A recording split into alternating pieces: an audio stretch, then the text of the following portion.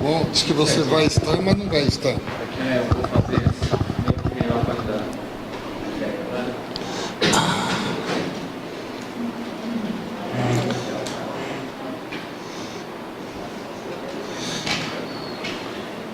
Quem é do grupo 3? É indicadores também, né? Ou pelo menos continuação. Oi? Então, o grupo 2 está mexendo, tudo bem? Com desempenho. E o grupo 3 com indicadores. Oi? Mas o que eu estou querendo saber de vocês é se vocês estão abordando alguma coisa de indicadores ou não. Isso, exatamente. Então é isso aí. Pessoal, nós vamos começar. Hoje nós vamos discutir um tema que é um tema bastante importante, que é a questão de como tratar o desempenho na cadeia de suprimentos. Quer seja a ótica do conceito de desempenho, o que é desempenho, há os indicadores e medidas desse desempenho e também como utilizá-lo. Então aí vem a questão dos fatores críticos. Desempenho é uma coisa complexa, porque depende da ótica que você trata a questão. Ele pode ter um alto desempenho ou um mau desempenho. Eu vou passar para os grupos. Vou chamar agora o grupo 2. Tá? Tá com vocês aí.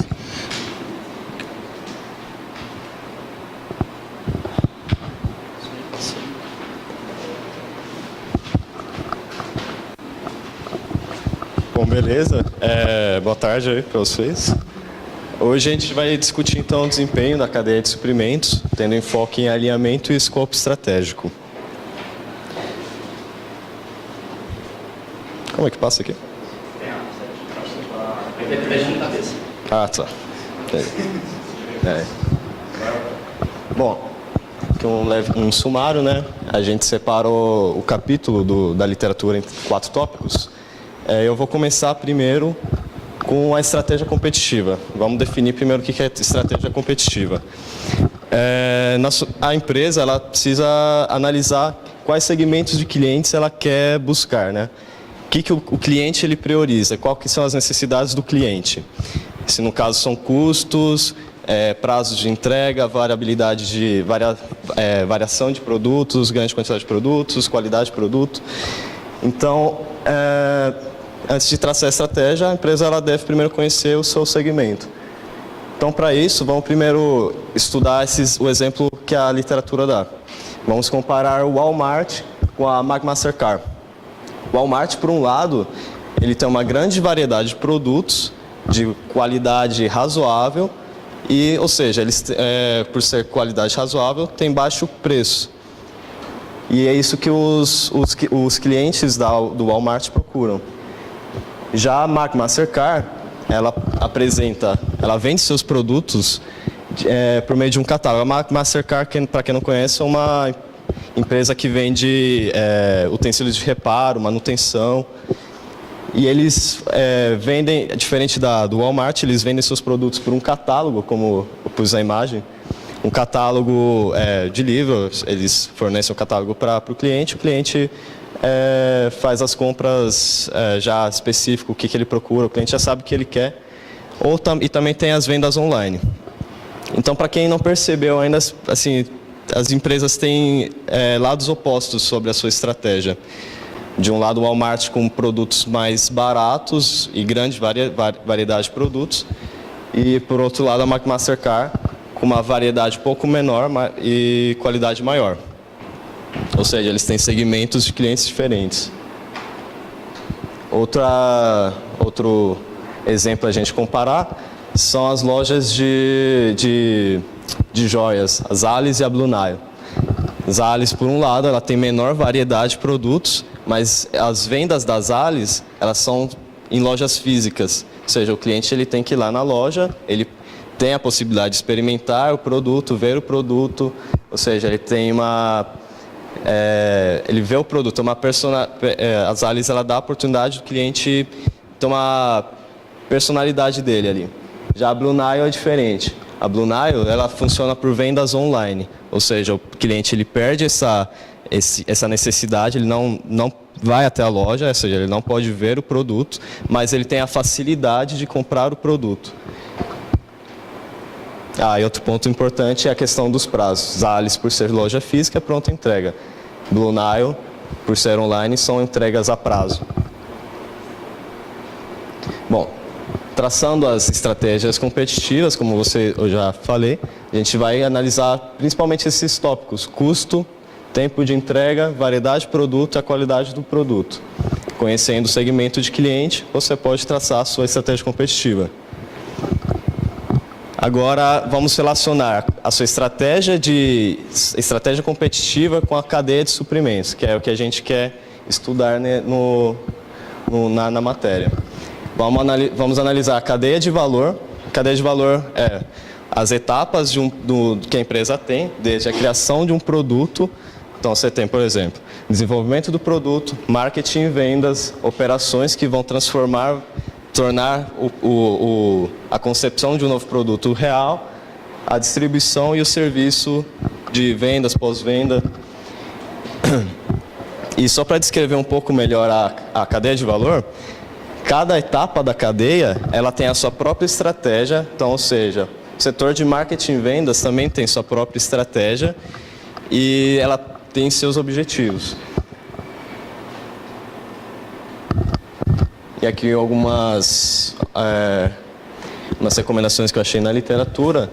Então, para você ter uma estratégia competitiva, você tem que voltar e olhar para a cadeia de valor. Cada etapa da cadeia de valor tem sua estratégia. Então, o ideal é que a empresa ela busque conciliar essas estratégias de cada etapa de forma que elas se apoiam umas às outras, tornando o objetivo geral da empresa, ou seja, a estratégia competitiva é palpável, mas é como se fosse um plano mesmo.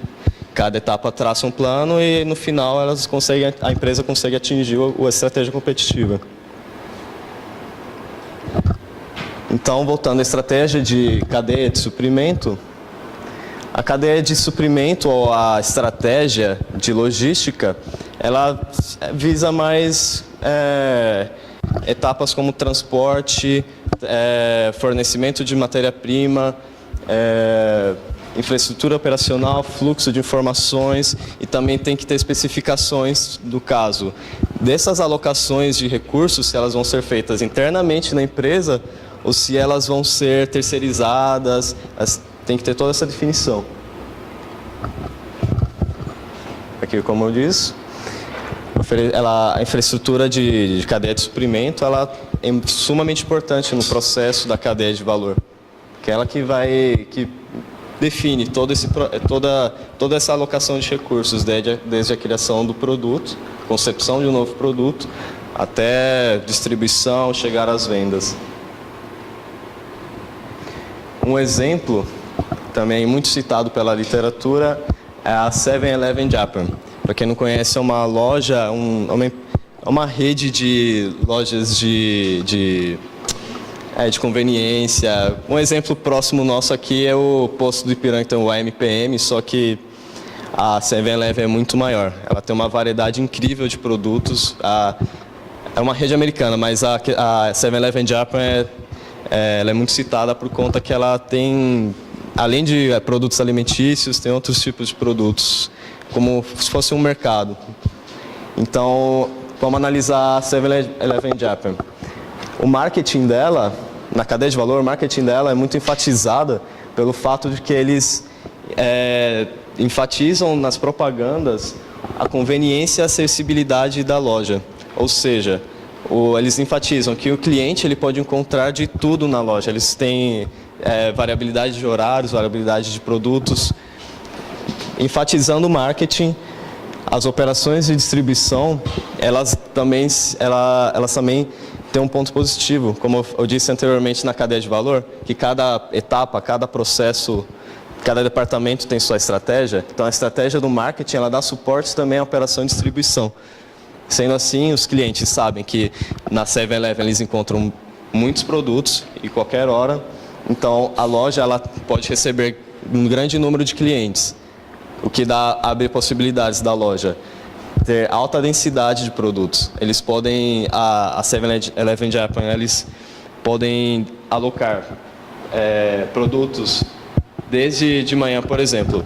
Eles servem café da manhã, almoço e janta. A 7-Eleven Japan, eles têm um fluxo de mercadorias de manhã, no almoço é à tarde. O que é diferente de outras empresas, por exemplo, o Walmart, que eles recebem a leva de produtos certos dias da semana. Eles têm restoque em alguns dias da semana. 7-Eleven Japan, eles fazem isso 3 vezes ao dia, todos os dias. O que leva a outro termo que eu vou falar para vocês mais para frente também, mas já falando, o que é a responsividade. Responsividade é a capacidade da empresa ser responsiva, dela responder com não é eficiência, mas com rapidez às demandas e ofertas. Ela é muito flexível e mais para frente eu vou falar aqui quais são os custos dessa responsividade.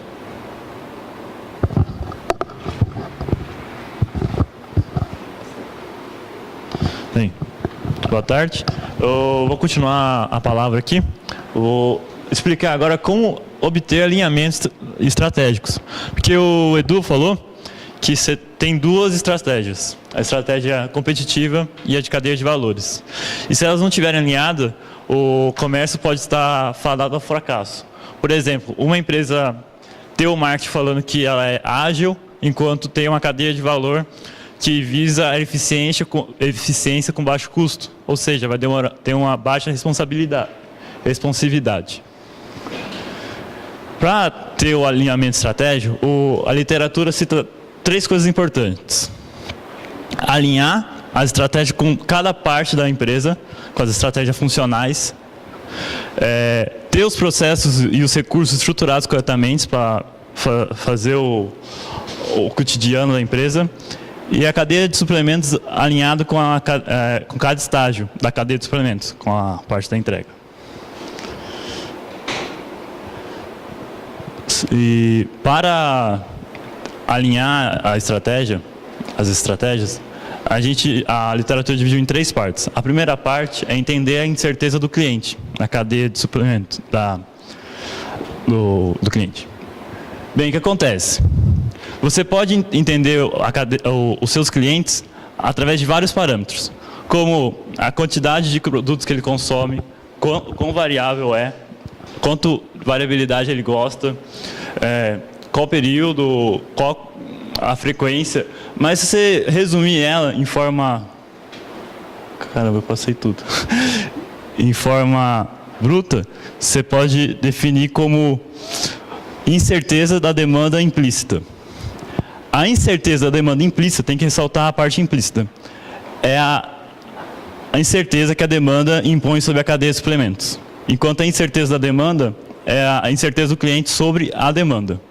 Você tem que considerar o implícito como parte importante desse tópico, como o livro cita. Aqui tem 3 exemplos. Tem o laser? Primeiro botão?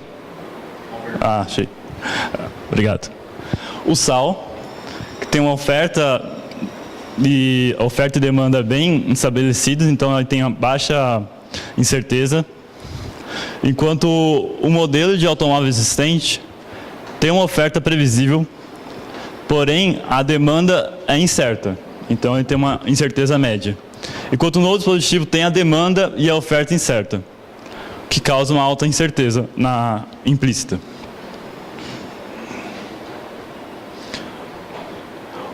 Deixa eu voltar uma coisa. Um fato importante é que quanto maior a incerteza de um produto, maior vai ser a dificuldade de entender a oferta e demanda dele, ocorrendo maior promoções dele. Quando você vê alguma promoção no mercado, pode ter certeza que ali é um produto que tem uma alta incerteza implícita.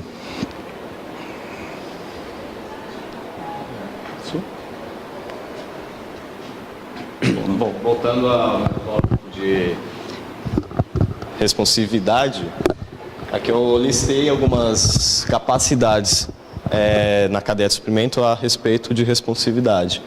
Então, uma empresa que tem alta responsividade, ela pode responder a ampla gama de quantidades de produtos solicitados, ela pode atender em tempos de execução mais curtos, por exemplo, como eu falei, 7-Eleven Japan. Eles têm uma quantidade de suprimentos de café da manhã em questão de 12 horas, o gerente ele manda para a central da 7-Eleven Japan e eles recebem os produtos novamente em questão de 12 horas. Eles têm uma alta responsividade.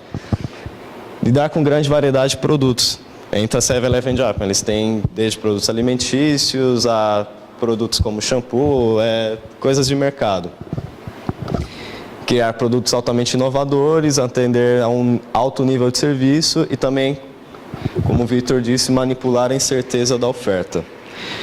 Porém, responsividade tem um alto custo, o que gera de se prever. Se você aumenta a capacidade da empresa, circular produtos, sempre receber novos produtos, criar produtos, é lógico que isso demanda uma mão de obra, uma equipe mais envolvida, infraestrutura de informação. Então, na literatura, eles demonstram esse gráfico de responsividade em relação ao custo. Então, quanto maior responsividade, maior vai ser o custo. Feito isso, a gente introduz também outra definição, que é eficiência. Conforme a literatura, eficiência ela é inverso ao custo, ou seja, quanto mais você está gastando com seus processos, menor a eficiência da sua empresa. Logo, se você, para aumentar a sua responsividade, você precisa de custos, então a eficiência é inverso de responsividade. Uma empresa com alta eficiência, ela não quer dizer que ela tem alta responsividade. E o inverso também ocorre. Muito responsiva também reduz a sua eficiência. E essa eficiência pode até levar a alguns desentendimentos. A literatura ela foca muito em relação a custo. Mais custo, menos eficiência. Aqui a gente tem um espectro de responsividade que ele compara a eficiência em um polo e no outro a responsividade. Então a gente tem... A imagem está ruim, mas aqui eu vou falar. Nesse extremo são empresas altamente eficientes. Então, por exemplo, a gente tem as usinas, como por exemplo o Victor falou, as marcas de sal que vendem sal, elas não precisam ser responsivas, porque já está muito bem definido qual que é a demanda. Então, eles sabem, no mercado que eles estão, eles sabem a demanda de sal que o consumidor precisa, então eles não precisam de um sistema de fornecimento muito desenvolvido, não precisam desenvolver novos produtos. É sal que eles precisam vender, é sal que eles vão estocar e distribuir e vender. Fácil. Depois a gente tem moderadamente eficiente, como lojas que ele cita, a Trajes Sanes, que é lojas de departamento. Eles são moderadamente eficientes, mas também podem ser moderadamente responsivas, dependendo do nível da qualidade do produto. Moderadamente responsiva, a gente pode citar também lojas de departamento mais caras. Por exemplo, na literatura ele cita também a Nordstrom, uma loja que vende roupas, no entanto eles têm diferencial de atendimento e serviço, muito personalizado, eles tem uma gama de produtos maior, de qualidade boa. Então, por esse fato, eles acabam sendo moderadamente responsivos. E altamente responsiva. E como a literatura sempre cita, é a 7-Eleven, que são, como eu disse, eles têm restoque 3 vezes ao dia, todos os dias, variabilidade de produtos gigantesca, horários de funcionamento extensos. Então, a 7-Eleven é o melhor exemplo que a gente tem para citar responsividade. Logo, a 7-Eleven, conforme a definição da literatura, ela tem baixa eficiência em relação a custos de operação. Uns exemplos brasileiros. A gente estava pesquisando em casa, pelo menos eu não conhecia essas empresas que o Edu estava citando, então lá em casa eu tentei trazer para a realidade brasileira. A gente comparou a 7-Eleven Japan com o Mini Extra ou Pão de Açúcar Minuto. Sim, Minuto. Minuto, lojas de conveniências das grandes marcas que ficam no perímetro urbano, que tem essa alta responsabilidade. Sim, a gente consegue perceber que nesses últimos anos foi até um movimento que veio surgindo. A gente percebe principalmente em São Paulo, Campinas, a gente percebe esse surgimento de lojas menores, não são varejistas, não são supermercados que tem um sistema de estoque diferente, mas esse movimento de lojas de bairros que tem uma circulação maior de estoque, que é o caso do Mini Extra, o Pão de Açúcar Minuto, que sim, Dia Market, o cliente ele acha o que ele precisa de forma rápida e de certa forma barata. Agora, voltando ao meu gráfico de responsividade por custo, isso daqui é uma fronteira de eficiência e responsividade. Ou seja, é uma fronteira ótima. As empresas, elas sempre buscam atingir essa fronteira ótima. Esse gráfico, de certa forma, é um esboço bem aproximado, mas a literatura cita que ele foi traçado por meio de tecnologias existentes, é um dado empírico, né? Observação de dados de outras empresas, então eles esboçaram essa fronteira. Então, ou seja, se você tem uma empresa, ela trabalha com certo nível de responsividade, se ela não atinge, está abaixo da fronteira, ela ainda pode adicionar investimentos, custos adicionais, ou seja, vai aumentar o custo e ela vai atingir a fronteira. Agora, também vale lembrar que se a empresa já está num ponto ótimo, dificilmente ela vai melhorar a responsividade. Dificilmente ela vai mudar a eficiência.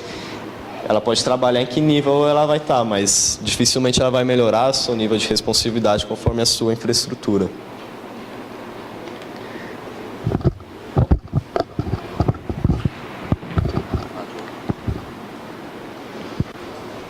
Bom, agora a gente vai falar sobre o atingimento... Como é que funciona? Então, mas não está indo? O atingimento do alinhamento estratégico, né? Ou alcançando o alinhamento estratégico.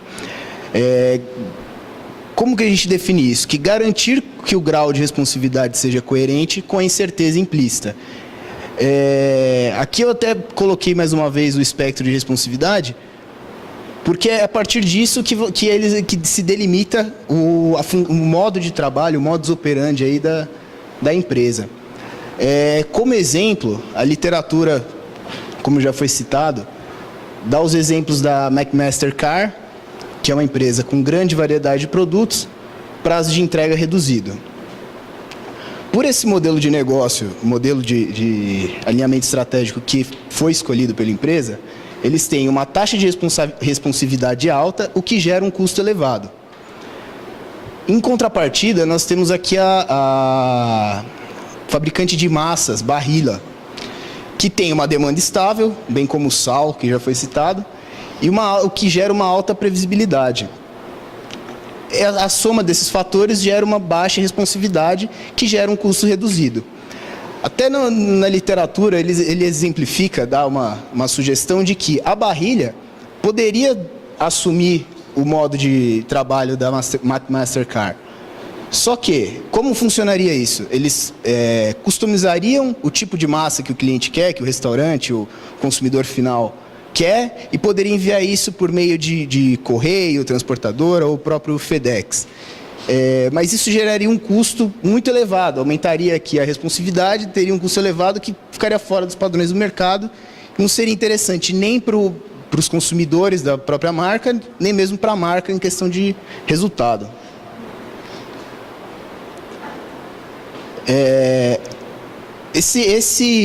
Quando a gente fala da definição do alinhamento estratégico, a gente parte da ideia de que o aumento da incerteza implícita de clientes e de fontes de suprimento é melhor atendido quando aumenta-se a responsividade da cadeia de suprimentos. Esse relacionamento é delimitado pela zona de alinhamento estratégico. Essa zona de alinhamento estratégico é o equilíbrio entre o grau de responsividade da empresa com o seu grau de incerteza, né? A sua demanda, o seu espectro de incerteza.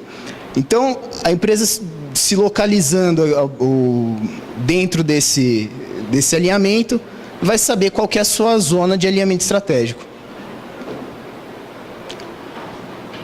Bom, para o atingimento da meta do alinhamento estratégico, é importante delimitar os estágios da cadeia de suprimentos.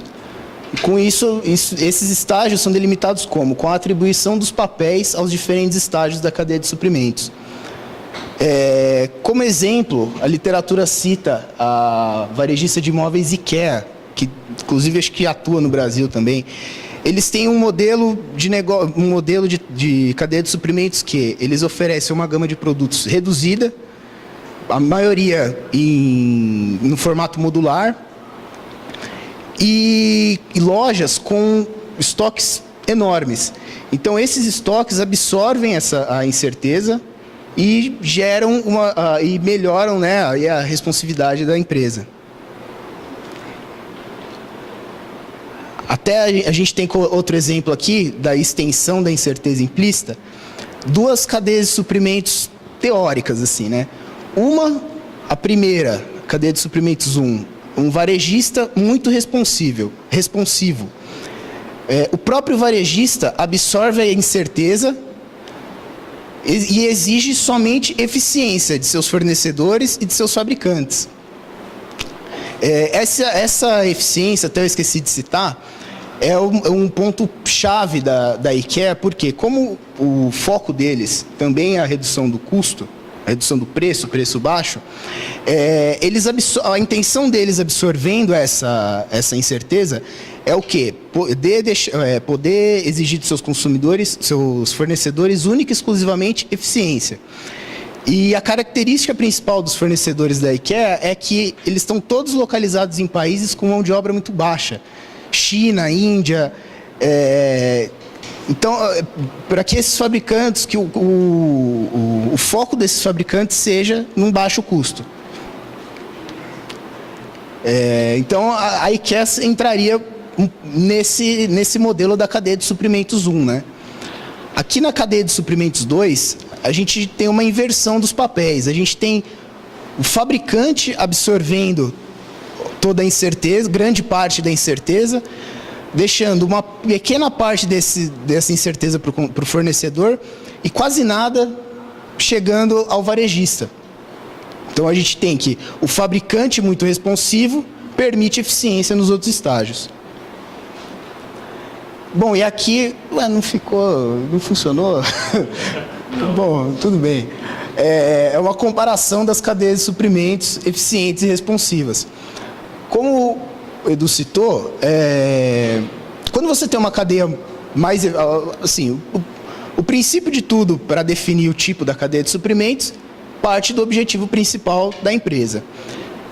Então, definido que a empresa vai suprir a demanda com menor custo, isso é, ela vai ter uma cadeia de suprimentos eficiente, basicamente ela vai se embasar na questão do custo. Então, ela vai ter que maximizar desempenho para garantir o mínimo custo, reduzir as margens para reduzir o custo para o cliente final, reduzir os custos por meio da autoutilização, minimizar o estoque para reduzir o custo, reduzir o tempo de espera, mas de maneira que não afete no custo, e selecionar os seus fornecedores com base no custo e na qualidade que se é aceita pelo cliente.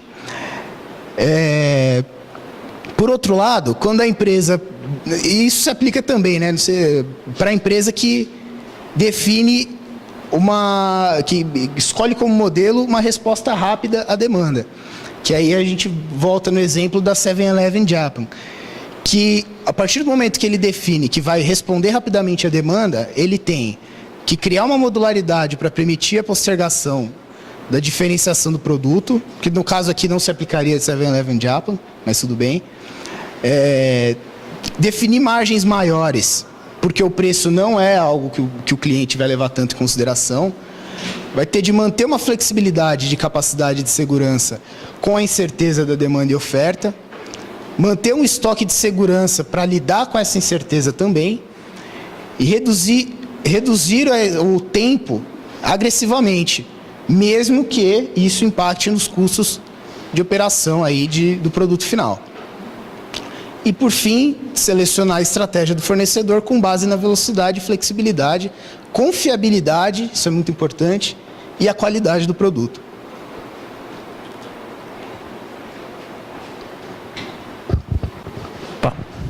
Então, eu queria falar um pouquinho mais sobre escopo estratégico e como fazer a expansão dele.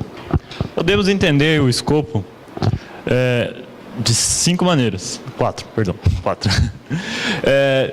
Da visão micro, no escopo micro, onde cada função dentro da empresa tem o seu, até a visão macro, que existe um escopo único entre duas empresas.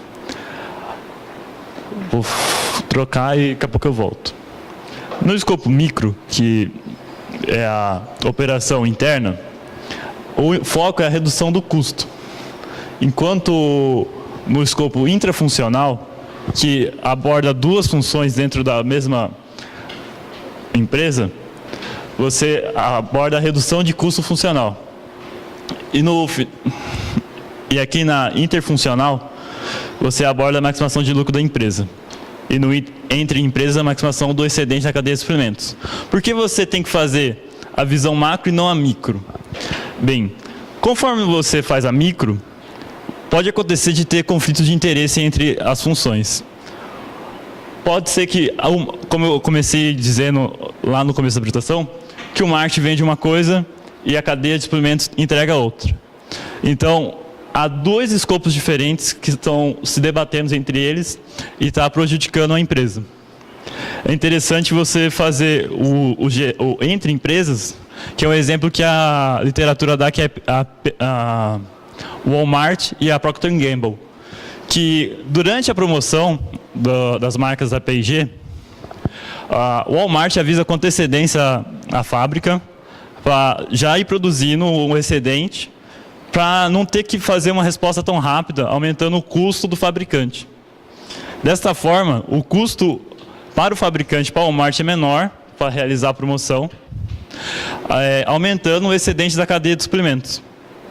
Então, a ideia fundamental é que você chegue no escopo macro, que você intercale várias empresas.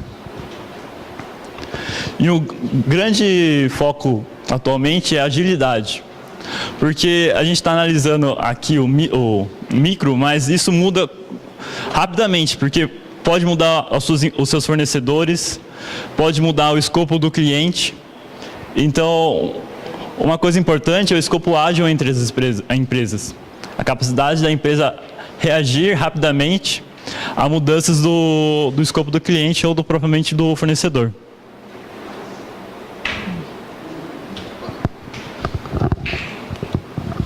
Bom, aqui a gente vai falar sobre os obstáculos no atingimento do alinhamento estratégico.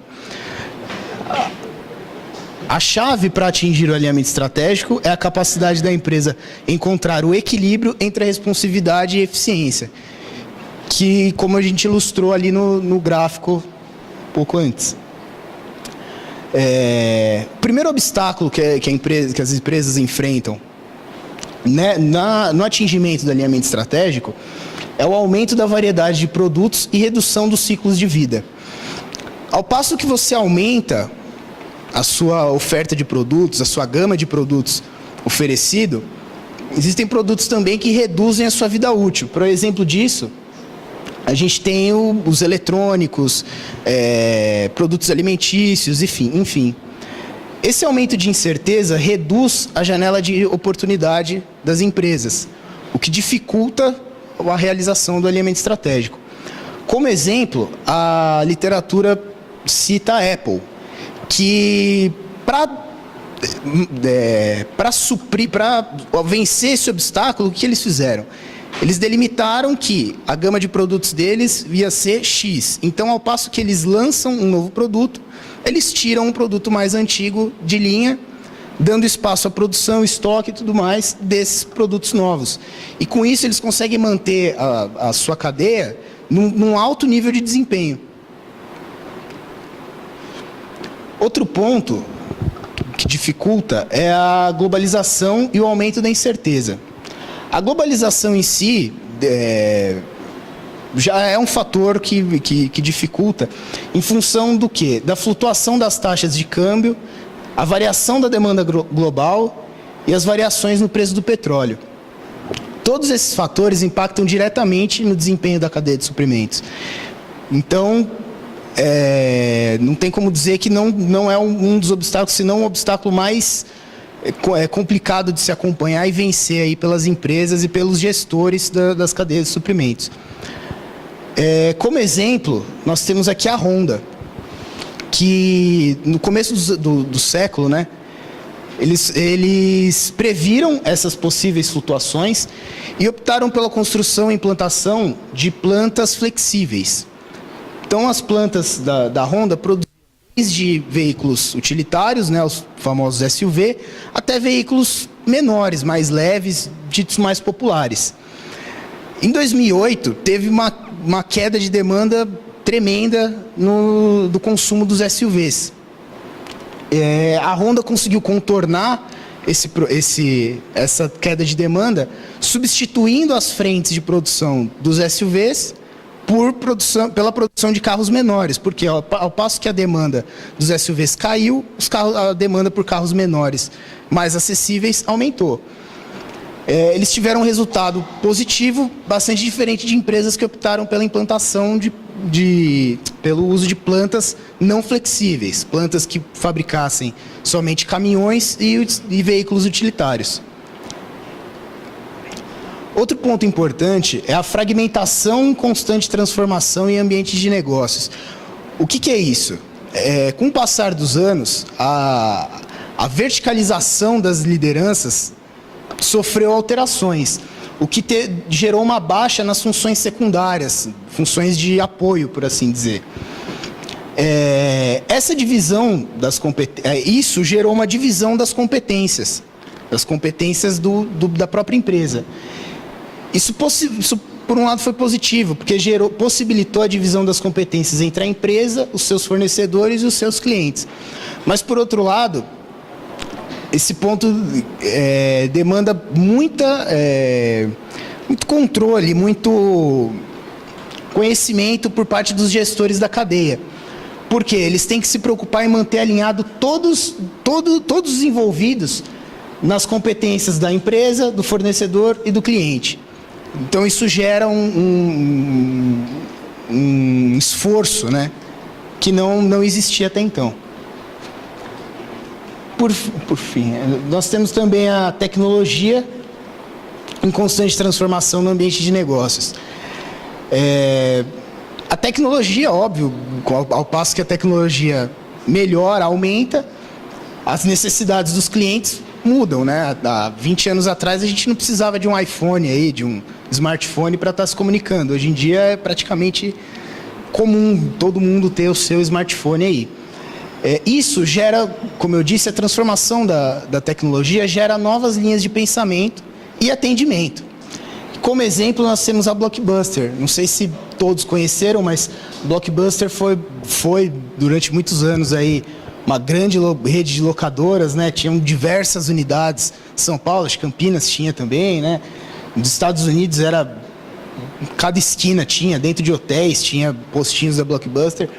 E com esse avanço da tecnologia, a chegada da internet banda larga, a Netflix conseguiu acabar com a Blockbuster. Num primeiro momento, eles sofreram com a chegada do DVD, onde empresas, inclusive a Netflix, começaram a fornecer o serviço de locação de vídeo por correio. Então, o cliente já não tinha mais que despender seu tempo de ir até a unidade, escolher o seu filme para ir para casa assistir. Ele selecionava através de um catálogo, fazia o pedido, recebia esse filme pelo correio e depois enviava de volta para a Netflix. E posteriormente, com a chegada da banda larga, como eu disse, esses filmes, esse catálogo passou a ser oferecido diretamente na residência do cliente, no consumidor final. Bom, por fim, nós temos aqui como obstáculo o meio ambiente e a sustentabilidade. Porque também digo que seria um dos fatores mais importantes, porque o fator ambiental teve um aumento de relevância considerável nos últimos anos. E essa mudança de pensamento impulsionou diversas mudanças, não só de produção, mas até mesmo de postura das empresas. Essas mudanças são impulsionadas, vezes por percepção, uma percepção social e econômica, e vezes por regulação, que a falta de sustentabilidade pode acarretar em multas, não aprovações, dificuldades para com, inclusive, o governo por parte da empresa. Por outro lado, aí tem essa questão da falta de sustentabilidade ter se tornado um fator de risco, né? Como eu disse, podendo travar, podendo não acelerar alguns processos e projetos da empresa. Por outro lado, a questão da sustentabilidade agrega novas oportunidades a algumas empresas. Você pode ter a agregação de valor por meio não vamos dizer a venda da ideia, mas a materialização dessa ideia de ecoeficiência, de produto verde, produto, sabe? Tudo isso se tornou um mercado que muitas empresas exploram e até geram retorno por meio da utilização desses. E é isso aí. Alguma pergunta? Então, maravilha.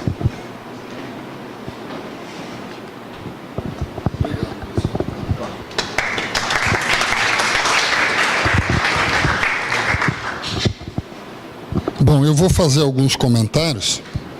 Você não vai conseguir me filmar agora, Vanderlei. Vou fazer tudo para que você não consiga. Bom, vamos falar de competição, que é o que vocês... Ótima apresentação, gostei. Pena que vocês não entregaram o material com um dia de antecedência. Isso foi a coisa.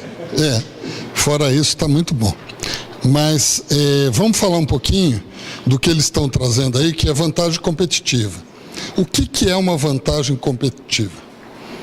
Por exemplo, vamos dizer que eu estou num processo de seleção e vocês todos estão participando.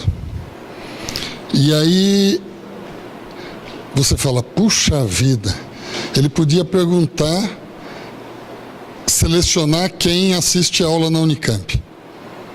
Tá? Não serve para nada.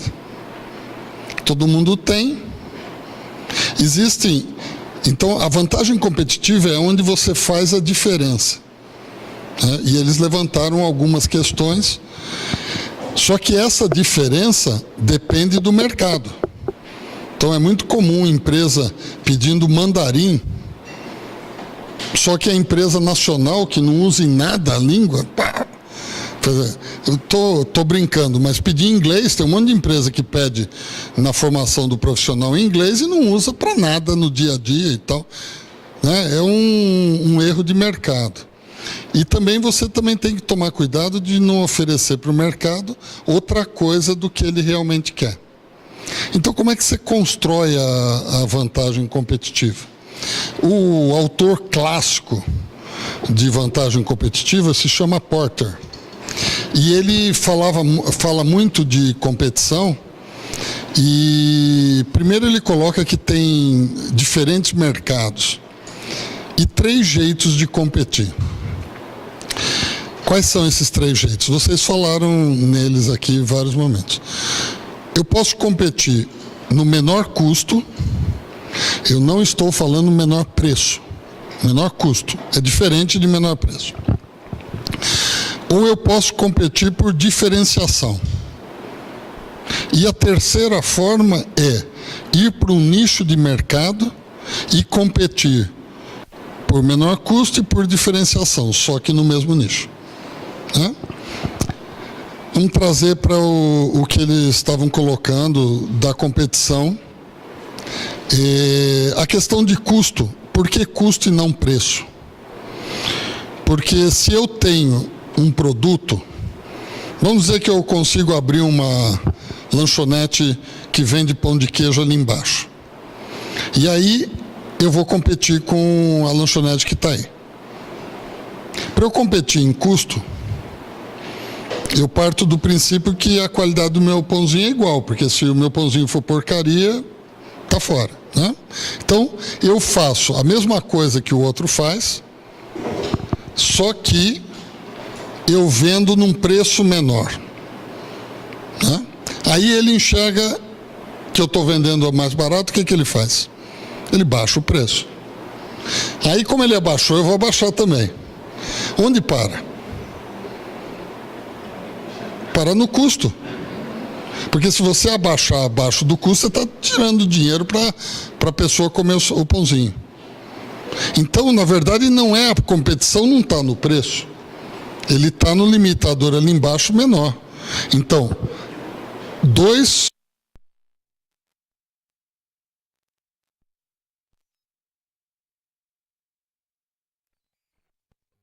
compete mais. Ele é mais competitivo no mercado. Como ele tem o menor custo, se ele vende no preço igual, ele tem mais lucro. Ou ele repassa para o distribuidor dele. Esse modelo é muito comum na parte de bebida. O supermercado vende cervejas e recebe uma participação.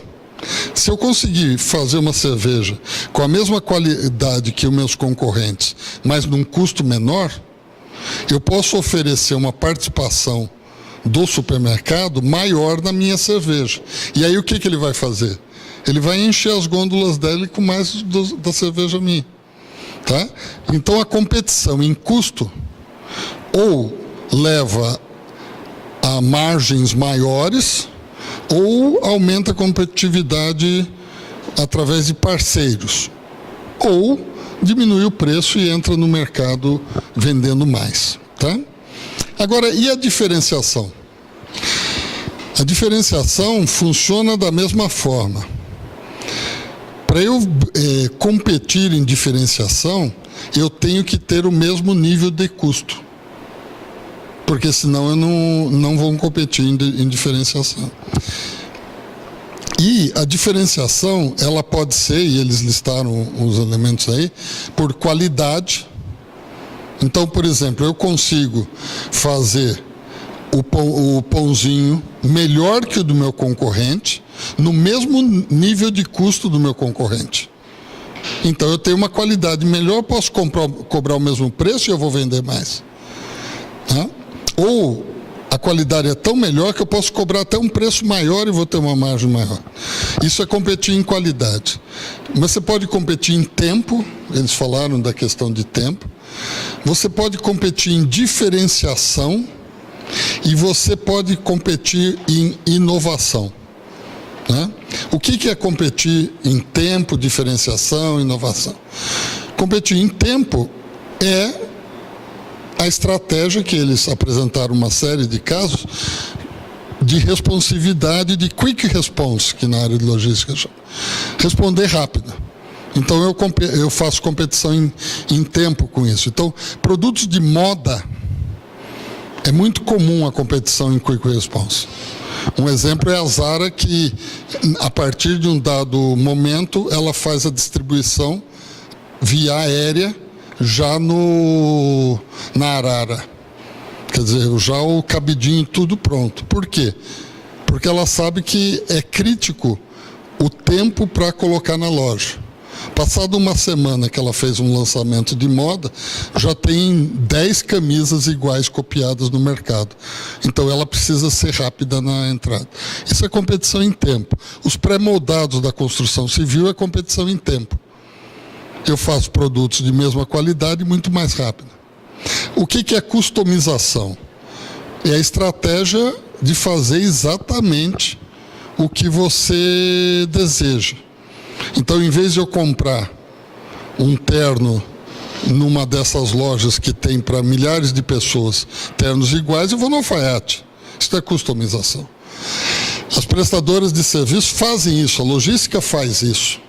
Tem um exemplo clássico mundial, que é a DHL, que detém a logística da Fórmula 1. A operação logística de Fórmula 1 é todinha customizada, né? Então veja que eu já estou num estágio de que todo mundo no mesmo custo, na mesma qualidade, no mesmo tempo, e aí eu me diferencio porque eu faço exatamente o que o cliente quer.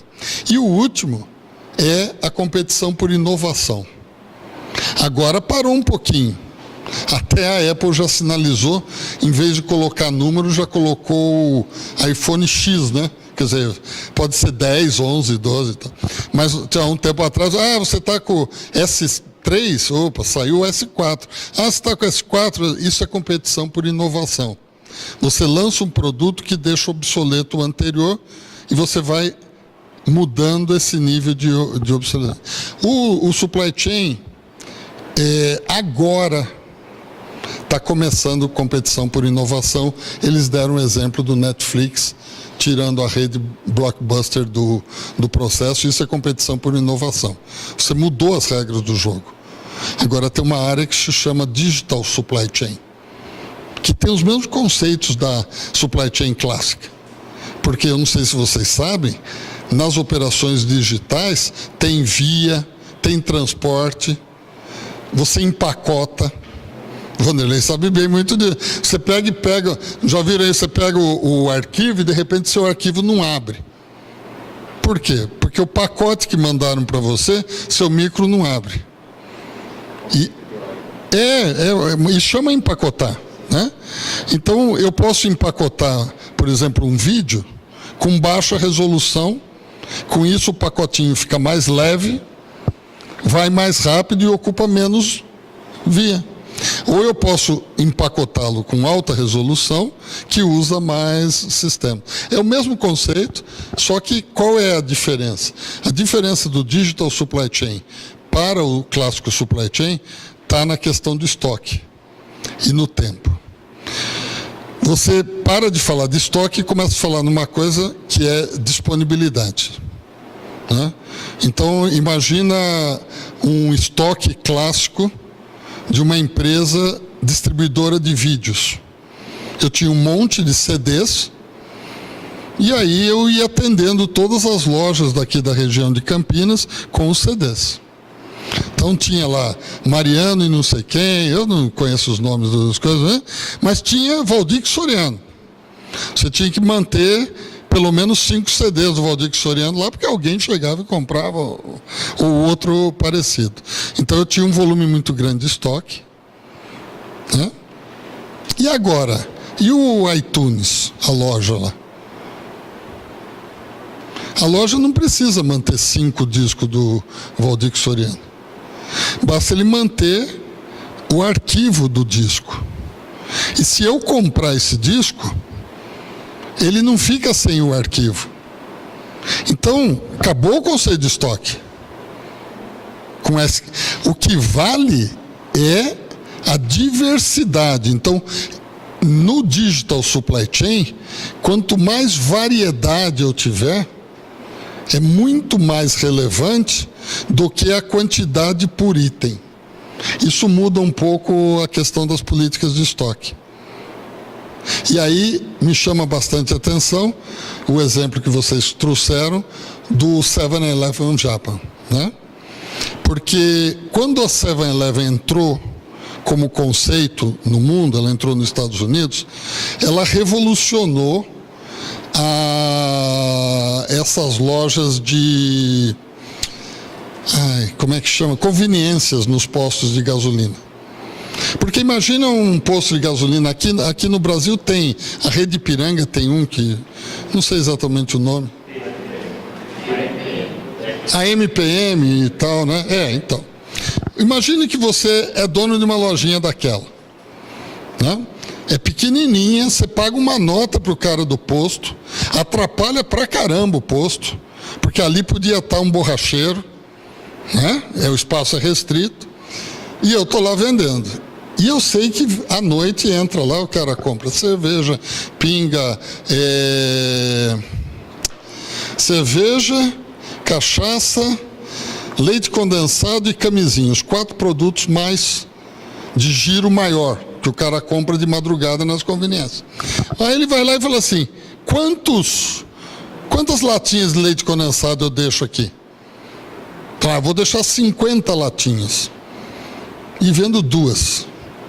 E o espaço das 50 latinhas? Eu poderia ter outras coisas. Então, nessas lojas, é mais ou menos parecido com o iTunes. O ideal seria eu ter um de cada um. Mas eu não posso perder a venda. Aí o que a 7-Eleven fez e revolucionou o mercado?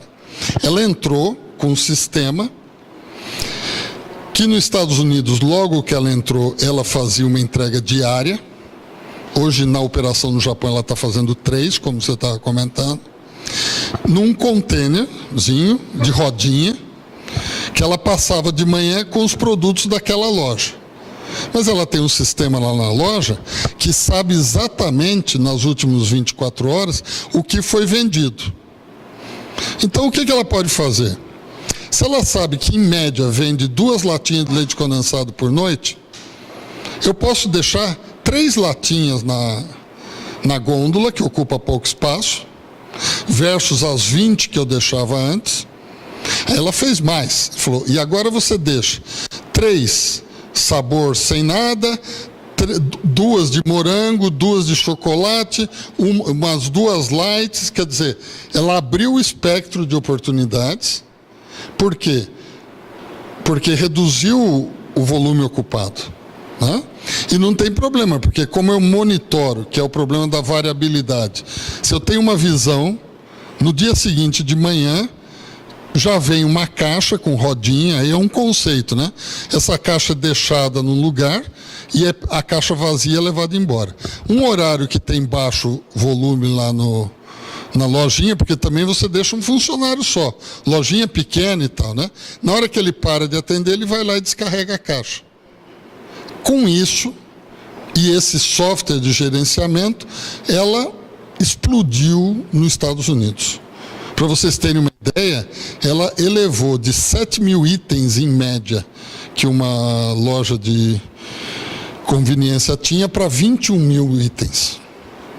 E agora no Japão ela ampliou o conceito, porque ela monitora a cada 8 horas de operação. Então, a cada 3 vezes ela faz reposição just in time. Então eu posso ainda ir mais no extremo. E aí tem uma questão cultural, problema de consumo e tal, que eu não vou entrar e tal. Mas o que está querendo esse segmento? Esse segmento está querendo disponibilidade. Existem outros segmentos que não querem isso. Você vai perder um dinheiro danado se você partir para isso. O Gatorna, ele tem um modelinho bem interessante que ele divide em 4 quadrantes.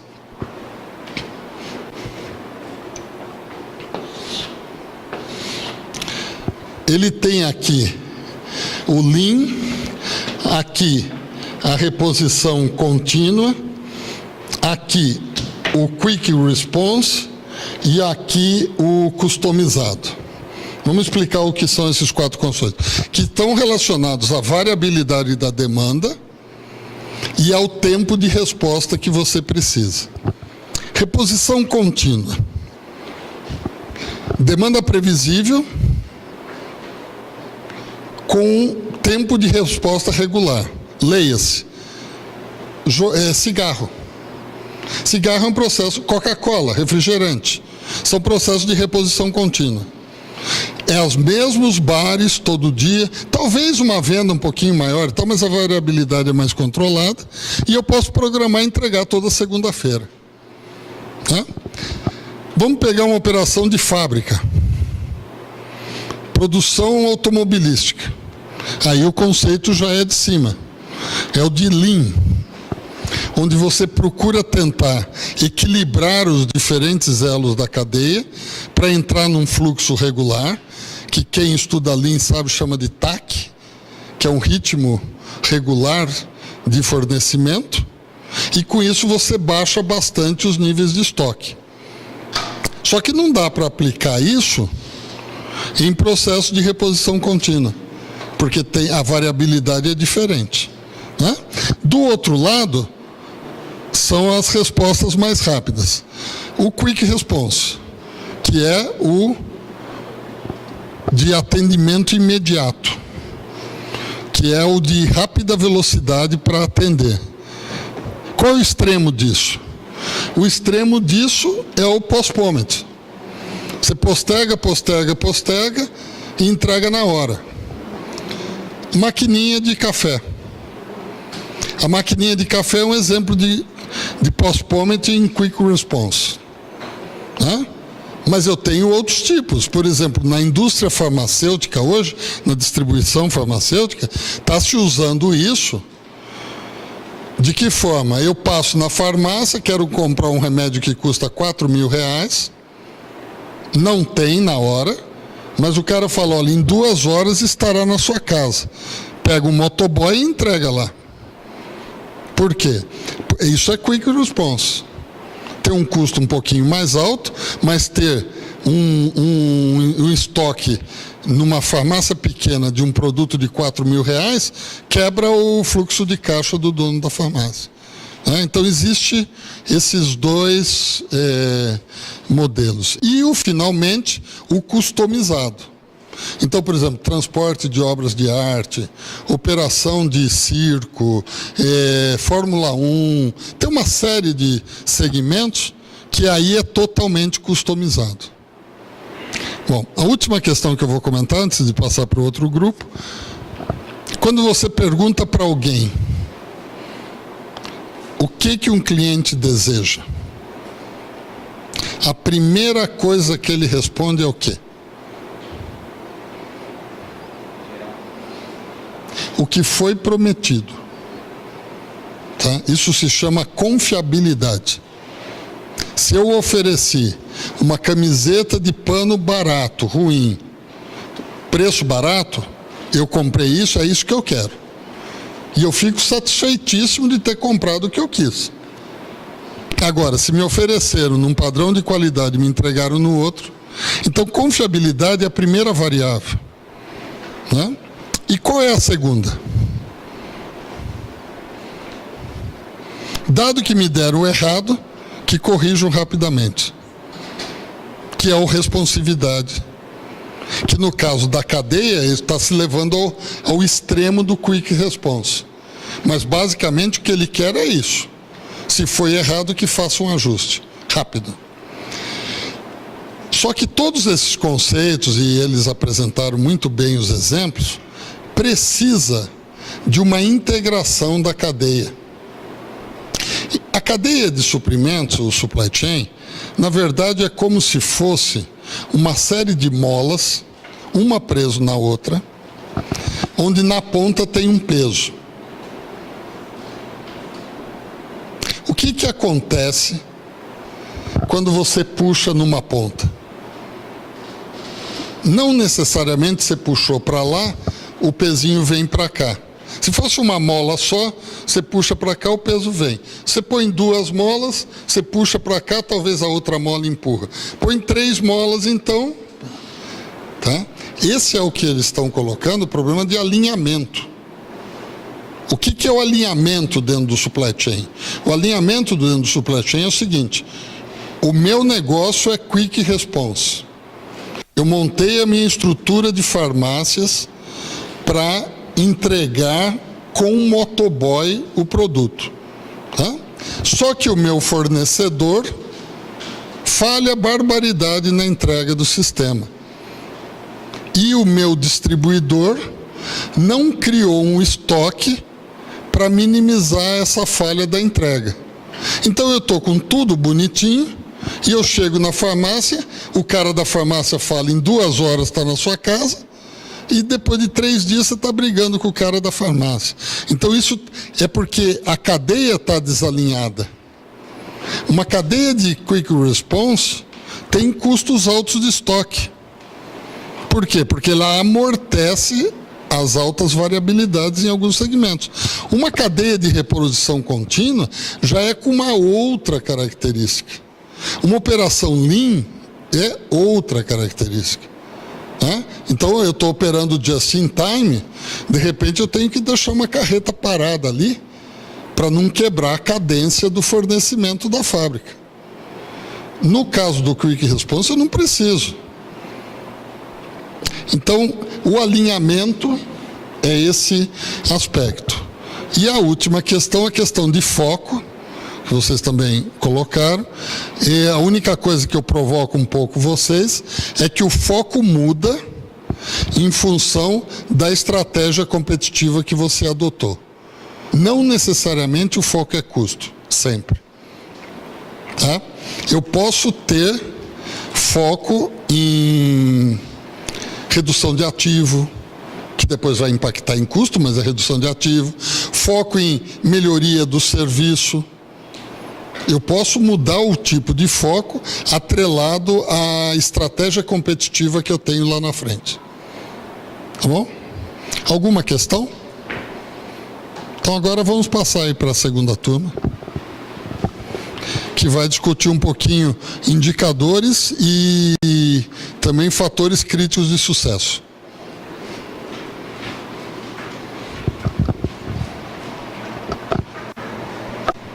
Cadê o negocinho de apertar?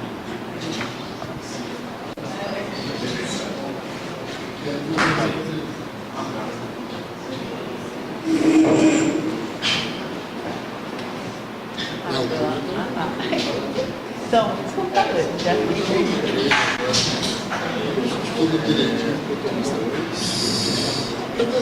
posso apagar a luz aqui? Que tá meio claro lá. Porque nossa sinalista tá passando. São esses? Não, aquele ali é desligar o negócio.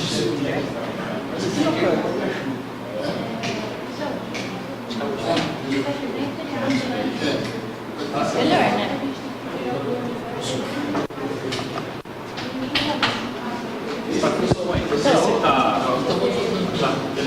Pra apontar o bolezinho lá, né? É o primeiro. Tá bom.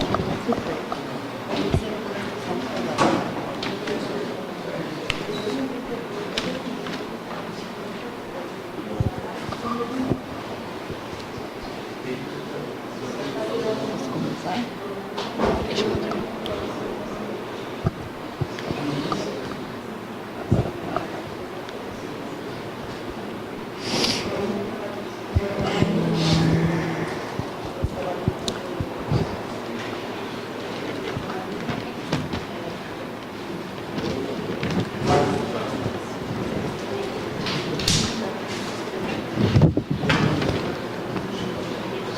Eu vou fazer isso. Aí cada um assiste.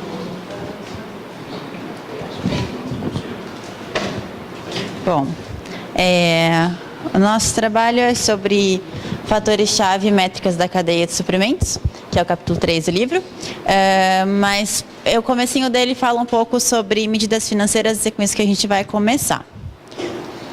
Bom, essas medidas financeiras são importantes, são relatadas por empresas e são afetadas pelo desempenho da cadeia de suprimentos. Para exemplificar um pouco delas, porque tudo aqui é bastante teórico, assim, bem de dar definições mesmo dessas medidas financeiras, a gente vai usar a Amazon e a Nordstrom para fazer uma análise melhor sobre esses fatores, sobre essas medidas.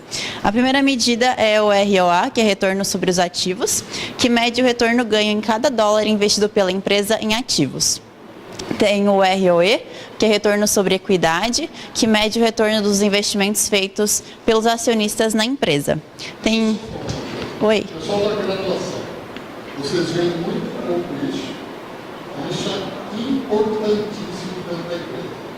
O presidente da empresa só sabe falar uma frase: show me the money. E é isso aí que dá o show do money. Então, ROA, ROE, e aí depois tem o ROFL, que é retorno sobre a alavancagem financeira, que é a diferença entre o ROE e o ROA. E ali tem também o APT, que é o giro de contas a pagar, e aqui eu já vou dar um exemplo, porque tudo isso aí é meio difícil de entender, sobre o APT. Ele é a divisão entre custo de mercadorias vendidas e contas a pagar. Em 2013, a Amazon teve um APT bem pequeno. E o que isso indica? Indica que ela conseguiu utilizar o dinheiro que ela devia a fornecedores para financiar suas próprias operações. Em 2013, por 21 semanas, ela conseguiu financiar todas as suas operações só com o dinheiro que devia a fornecedores. Aí tem mais algumas medidas. Essas próximas 3 são componentes do giro de ativos. É o giro de contas a receber, ART, giro de estoque, INVT, e giro de propriedade, instalação e equipamentos, PPIT. Elas são só definições mesmo e tem as formulazinhas que eu coloquei ali, o que é a proporção que leva a elas. E tem uma que é importante, que é o C2C, que é o ciclo cash to cash. Ele mensura a quantidade média de tempo desde o momento em que o dinheiro entra no processo como custo até o momento em que ele retorna como receita recolhida. Em 2013, o C2C da Amazon foi de menos 10,53. O que isso significa? Que ela recolheu o dinheiro da venda que fez 10 semanas, 11 semanas praticamente, antes de ter que pagar os seus fornecedores. Então, é uma medida bastante importante. Aqui é uma tabelinha para comparar esses índices todos entre a Amazon e a Nordstrom. E agora eu vou fazer uma pequena análise sobre isso daí, para a gente conseguir entender um pouco melhor o que todos esses índices significam, todas essas medidas significam. Para aumentar o ROA de uma empresa, que é o retorno sobre os ativos, é necessário tentar melhorar a margem de lucros da empresa e o giro de ativos. A Nordstrom teve um ROA bem maior do que da Amazon em 2013, isso porque ela teve uma margem de lucros maior também. Então, a margem de lucros maior leva a um ROA maior. E como que ela consegue ter essa margem de lucros maior?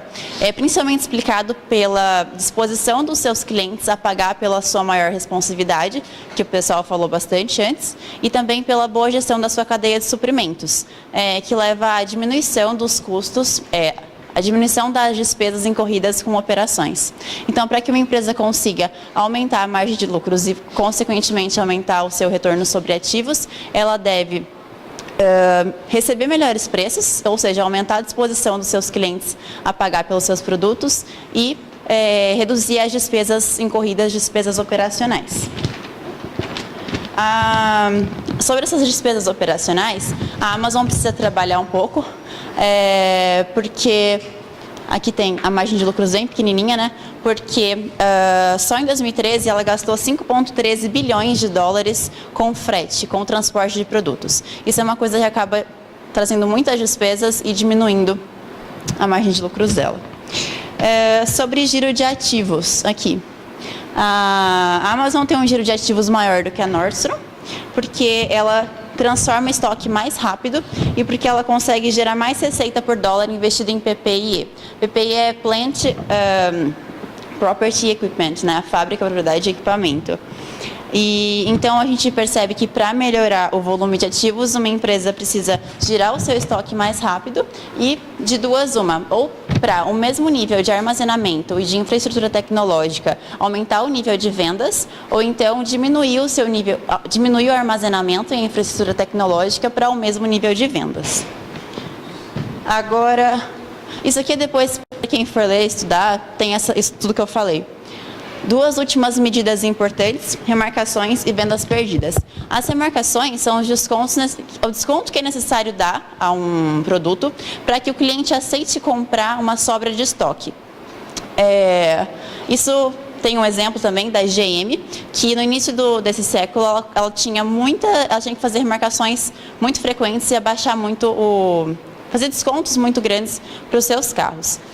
Isso gerava um desempenho financeiro mais baixo. Em 2010, ela começou a melhorar esse desempenho financeiro, justamente porque ela começou a melhorar a sua gestão da cadeia de suprimentos, levando a um menor estoque e, dessa forma, ter que fazer menos descontos para vender o seu estoque que estava sobrando. E a outra medida são as vendas perdidas, que são as vendas que não foram concretizadas porque não tinha o produto que o cliente queria comprar na loja. Essas duas medidas reduzem muito o lucro líquido da empresa e o desempenho financeiro dela. Duas empresas que são exemplos que conseguem trabalhar bem isso é o Walmart e a Zara, que o professor estava falando. Elas têm um forte desempenho financeiro, porque as cadeias de suprimentos delas permitem fazer um balanceamento bom entre oferta e demanda, diminuindo as remarcações e as vendas perdidas. Então. Bom, agora entrando nos fatores chaves.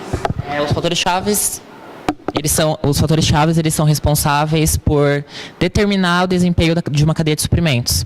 No total, são 6 fatores-chave que se dividem em fatores-chave logísticos, como instalações, estoque e transporte, e fatores-chave interfuncionais, que é a informação, sourcing e o pricing.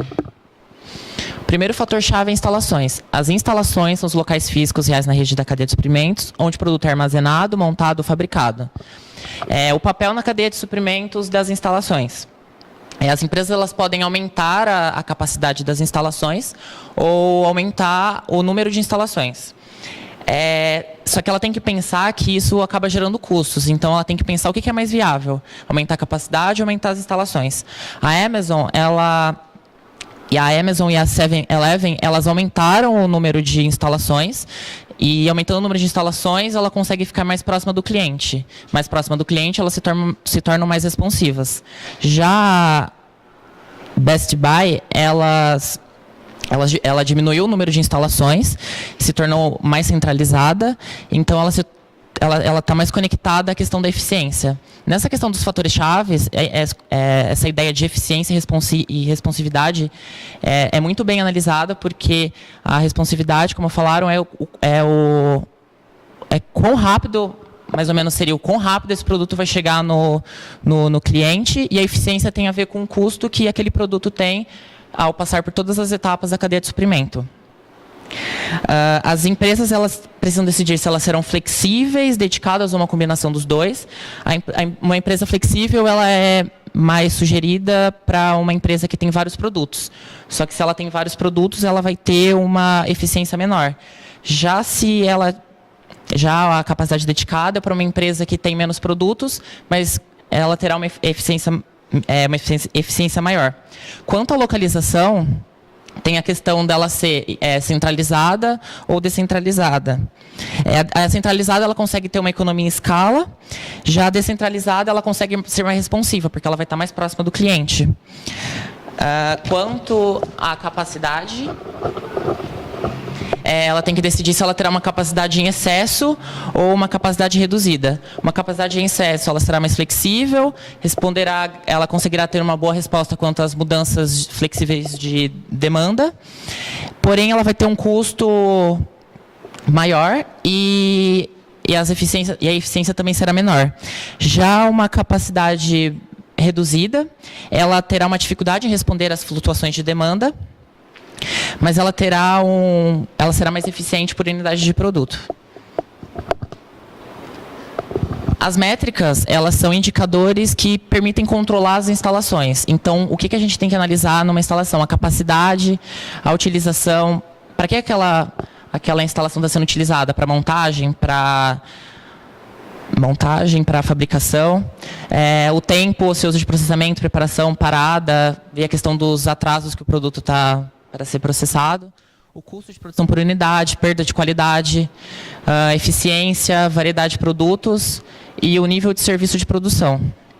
O próximo fator-chave é estoque. O estoque ele abrange todos os materiais, as matérias-primas, o trabalho em processo e os produtos acabados dentro de uma cadeia de suprimentos. Mudar políticas de estoque pode alterar de modo significativo a eficiência e responsabilidade da cadeia de suprimentos. Como eu havia falado, eficiência e responsabilidade sempre vai estar conectados com esses fatores-chave. O estoque ele existe por causa de um descompasso entre oferta e demanda. Um fabricante de aço ou uma loja de varejos, é recomendável que eles tenham um estoque maior porque eles conseguem vender futuramente. Diferentemente de uma loja que vende roupa. Porque uma loja de roupa, ela está vulnerável à questão da estação, à questão da moda, à tendência. Então, é recomendável que ela tenha um estoque reduzido. Altos níveis de estoque reduz os custos de transporte, mas aumenta o custo para você manter aquele estoque. Já o estoque baixo melhora o giro de mercadorias, mas você pode fazer com que alguns clientes cheguem na sua loja e não encontrem um produto que eles tanto aspiram. A Amazon ela tem um estoque perto de quase todo mundo, basicamente, porque eles têm vários estoques e eles colocam nesses vários estoques os produtos mais vendidos. Se um produto não é tão vendido, eles escolhem quais estoques eles vão armazenar esse produto. E, às vezes, se o produto é muito raro de ser comprado, eles adquirem diretamente da editora, no ato da compra. Isso evita, essa redução de estoque, evita que a empresa tenha custo com a manutenção do estoque. E como eu falei, para a empresa do vestuário de moda, isso não é viável, você ter um estoque tão elevado. Já quanto ao estoque cíclico, é a quantidade média de estoque usada para atender a demanda. O que seria isso? Um varejista recebeu encomenda de 10 livros. Ele tem que ver qual a frequência e a quantidade de livros que ele tem que comprar novamente para colocar dentro do estoque dele, para que ele não tenha um gasto desnecessário. Já o estoque de segurança é um estoque que evita que não tenha o produto na loja caso a demanda ultrapasse a média do estoque, da demanda média. Por exemplo, uma varejista de brinquedos, se eles têm um estoque de segurança muito elevado, eles vão acabar tendo muito brinquedo no estoque, e se passar um feriado festivo e eles não vendem esse produto nos estoques, eles terão que dar desconto para girar essa mercadoria, né? Já se eles têm um estoque reduzido, após o feriado festivo, durante o feriado festivo, se você chega às vezes na loja e não tem o produto lá, o cliente vai ficar insatisfeito. Já o estoque sazonal, as empresas armazenam esse tipo de estoque para épocas festivas, por exemplo, o Natal, porque a demanda é tão alta e às vezes a empresa não tem como colocar todo esse produto instantaneamente dentro do estoque. E, por fim, o nível de disponibilidade do produto. Um alto nível de disponibilidade garante uma alta responsividade, e um baixo nível de disponibilidade reduz um custo menor de manutenção, mas aumenta aumenta o número de clientes que não vão ser atendidos. Quanto às métricas, tem que ver o tempo cíclico, o estoque médio, o giro de estoque, o tamanho médio de estoque de reposição, ver os estoques, como eu falei, a taxa de atendimento, fração de tempo sem estoque, o giro de estoque, ele é o giro do produto em um ano, e o estoque médio é a quantidade média de estoque mantido. O terceiro fator-chave é o transporte. O transporte envolve a movimentação de estoque de um ponto para outro na cadeia de suprimentos. Pode tomar a forma de muitas combinações de modais e de rotas, cada um com suas próprias características de desempenho. Acho que essa parte entra muito a questão de planejamento, né? O transporte mais rápido, ele é mais caro. Só que ele permite que a empresa tenha estoque menor e poucas instalações. A escolha apropriada do transporte permite com que você saiba onde que você vai ter que instalar, fazer as suas instalações, e onde você vai ter que colocar os seus estoques. Uma empresa que vende item de valor, ela pode usar um transporte rápido para ser mais responsiva. E com isso ela pode centralizar suas instalações e estoques, e assim diminuir os custos de manutenção das instalações e dos estoques. Já uma empresa que vende itens de baixo valor, ela pode ter um estoque perto do consumidor, e como ela vai ter um custo para manter esses estoques, ela opta por um transporte mais barato. A Blue Nile, como os meninos falaram, que é um varejista de diamantes, eles utilizam a FedEx, que é um transporte rápido, caro, para fazer as vendas de diamantes na Europa, na América do Norte e na Ásia. E com isso, eles, utilizando esse transporte rápido, eles conseguem centralizar as instalações deles num único lugar. E aí eles conseguem competir com as empresas que são descentralizadas, por mais que você faça o transporte de diamante num avião que é um meio de transporte caro. O projeto de rede de transporte tem a ver com essa questão de logística, em que locais você vai... quais métodos de transporte você vai utilizar, onde a sua instalação está instalada, onde o seu depósito está instalado. E, por fim, as métricas de transporte, o custo médio de transporte, o tamanho médio de embarque, a fração transportada por modal, o tamanho médio de embarque. Agora eles vão continuar falando dos fatores chaves interfuncionais.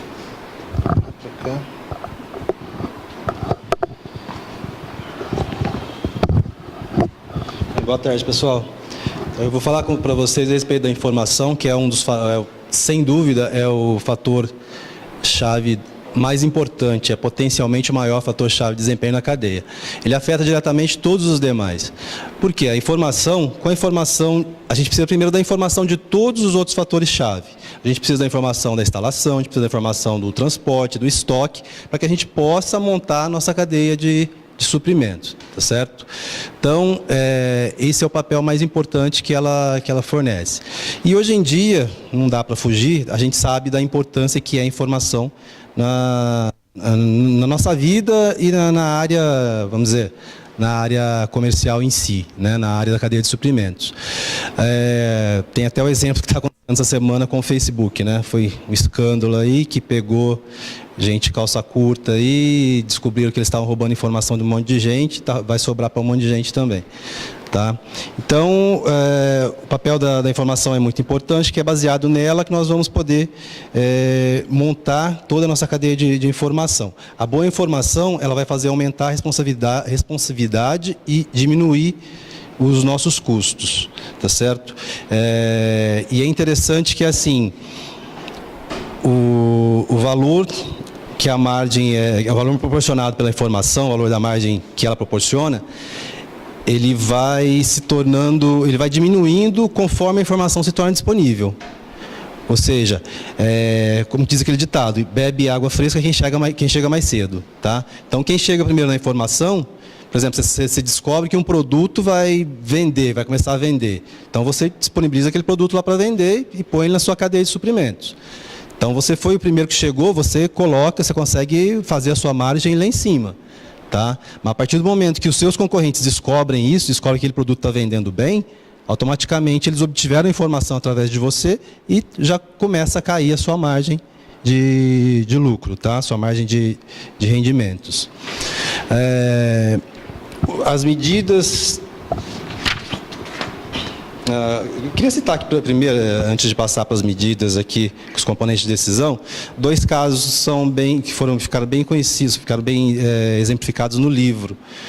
Uma empresa de janelas, por exemplo, nos Estados Unidos, chama-se Anderson Windows. Eles criaram um aplicativo, disponibilizaram no site deles e também nos fornecedores. Através desse aplicativo, a pessoa chega lá e tem um catálogo com todos o modelo de janelas que eles têm. Então, a pessoa consegue montar a janela do jeito que ela precisa, com a madeira que ela quer, com a cor que ela quer, com todos os desenhos do trabalho do jeito que ela quiser. O que isso ajudou? Ajudou na responsabilidade, por quê? Automaticamente, quando a pessoa montava uma janela, mesmo que ela não fechasse o pedido, a empresa já sabia, através daquela informação, que tinha uma demanda daquele produto. Então, ela podia trabalhar em cima dos suprimentos para fabricar aquele determinado tipo de janela. Tá? A partir do momento que se fechava aquele pedido, aquele específico tipo de janela, ela já automaticamente recebia na fábrica e já mandava para a linha de produção. Tá? Então, a informação, eu estou citando esse exemplo para a gente ver como a informação é importante. Tem um exemplo também de uma produtora de frutas secas da Califórnia. Fruta é um produto perecível, não tem uma vida muito longa. Então, eles têm que trabalhar, mesmo trabalhando com a fruta seca, eles têm que trabalhar com aquela fruta da época, né, e transformar ela numa fruta seca. E essas frutas secas, especificamente, que eles trabalhavam, são as frutas que vendem mais no final do ano. Ou seja, é um produto sazonal e que vende numa época também muito específica, ou seja, tudo sazonal. Então, eles tinham que ter uma informação muito precisa para não ter uma produção muito grande, para não ter muitas perdas, tá certo? Então, eles trabalhavam com seus fornecedores, trabalhavam com os clientes, para poder ter essa informação de qual era a previsão que eles tinham para poder montar a sua cadeia de produção, tá certo?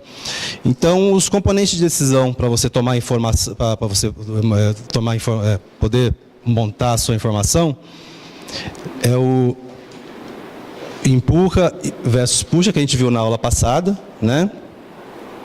Então você tem que montar um cronograma. Quando você, por exemplo, se você vai montar no sistema de empurrar, o que é isso, né? Você começa a fazer previsões, né? E você elabora cronograma mestre de produção e começa a desmembrá-lo, certo? Então, através disso, você vai empurrando a sua produção, a sua cadeia de suprimentos. Ao contrário do puxar, né? Que puxar, que ele exige informações sobre a demanda real, né? E então ele precisa ter uma resposta mais rápida para poder atender a cadeia de suprimentos de forma integral. E a distribuição dos produtos possam refletir a demanda real com precisão, tá certo?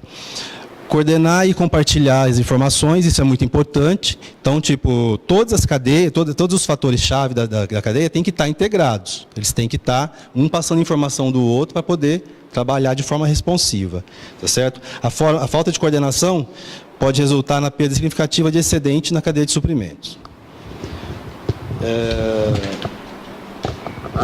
Planejamento de vendas e operações. O setor comercial, vamos dizer assim, né, o planejamento de vendas e operações, ele tem que estar integrado com o marketing, né? Ele tem que passar a demanda dele para o marketing, para que o marketing possa trabalhar com os demais setores da cadeia de suprimentos e assim ver qual que é a possibilidade de atender aquela demanda, tá certo? Então, por isso é importante compartilhar essa informação. E também fazer o planejamento de vendas e operações. As tecnologias capacitadoras, gente, tem muitos, vamos dizer, muitos aplicativos, tem muitos softwares hoje que estão sendo utilizados para facilitar isso, tá certo? A gente pode citar, por exemplo, o EPR, né, que é o Enterprise Resource Planning.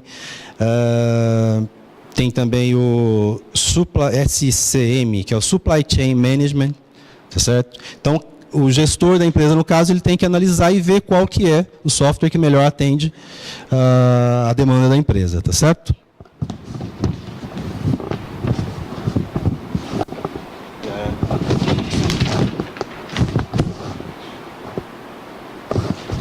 Falar agora das métricas relacionadas à informação. Então, por exemplo, a gente tem que ter um horizonte de previsão, tem que ter uma frequência de atualização, erro de previsão, fatores sazonais, variância do plano, razão entre variabilidade da demanda e variabilidade do pedido. O que é isso? Quando você monta a sua cadeia de suprimentos, você já tem que ter um horizonte, já tem que saber qual que vai ser a demanda que você tem, tá certo? O que você pode contar, quais são os imprevistos que você pode contar, que você deve analisar, né, que você pode sofrer ao longo de todo do seu processo. Então, você tem que fazer uma frequência de atualização. Aquilo que você previu está se cumprindo? Não está se cumprindo por quê? Onde é que está a falha? Tá? Então, você faz uma frequência, atualiza, vê quais são os erros de previsão. Né? Você errou aqui, então vamos consertar. Como é que eu vou fazer para consertar isso? Tá? Os fatores sazonais, aquilo que pode atrapalhar. Né? Eu vou comprar um determinado produto, nessa época ele vai custar X, mas em determinada época ele pode custar mais caro porque ele tem uma demanda maior. Tá certo? A razão entre a variabilidade de demanda e a variabilidade do pedido. Tem época que, por exemplo, você tem que analisar o seu fornecedor. Você pediu X para ele e te entregou Y, ele te entregou menos do que aquilo que você pediu. Tem época que você pediu mesmo X, ele te entregou aquele X na totalidade. Por que aconteceu isso? Então, você tem que analisar isso tudo e poder fazer essas correções ao longo do tempo, tá certo? Outra coisa que eu queria citar da informação também é o nosso dia a dia, né? Quem acessa a internet, que é todos nós aqui, a gente vê, por exemplo, entrei lá no Google, cliquei lá que eu quero ver o preço de um tênis, por exemplo. Entrei numa loja, lá já aparece lá Netshoes, Dafit, aparece um monte de loja lá oferecendo os tênis pra gente. A gente entra, olha, não gostei. Saí, foi para outro site, de repente, foi lá no Google de novo. O que acontece? Aparece um monte de tênis piscando lá nas propagandas pra gente. Então isso daí já é uma análise de informação. É a informação que eles estão pegando da gente, quando a gente acessa, quando a gente procura alguma coisa, eles estão tendo a informação de que a gente que vai ter uma demanda daquele produto. Tá certo? Um outro caso também aconteceu essa semana que eu achei interessante. Eu fui na Droga Raia, não sei quem, acho que a maioria que conhece. A gente chega em uma Droga Raia, nessas farmácias, eles perguntam, tem o cartãozinho de fidelidade? né? Aí se você tem, você passa o número do CPF, se você não tem, eles falam para você fazer. O que acontece com esse cartãozinho de fidelidade? A partir do momento que você começa a comprar um produto, vai gerando um banco de dados lá para eles. Então gera um histórico de tudo que você adquiriu. Na Droga Raia, hoje você chega, ele já vem com uma listinha para você de todos os produtos que estão te dando desconto naquele dia. E essa semana eu fui reparar, os produtos que estavam na minha listinha são os produtos que eu já comprei lá. Nada mais do que isso. Então eles sabem exatamente o que eu já comprei, aquilo que eu compro com mais frequência. Eu vou lá, eles me dão uma listinha, me dão desconto naqueles produtos. Tá certo? Então é só para exemplificar como que funciona essa questão da informação hoje em dia, que é de suma importância.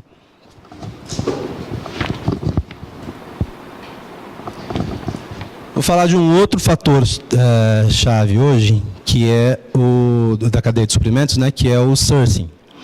O sourcing nada mais é do que, na verdade, a decisão que o gestor vai ter que tomar de como ele vai proceder nos seus vários fatores. Se ele vai produzir, se ele vai terceirizar, se ele vai... se ele tem condições de executar aquela atividade, ou se é mais vantagem para a empresa, de repente, contratar uma outra empresa para fazer. Tá certo? Vou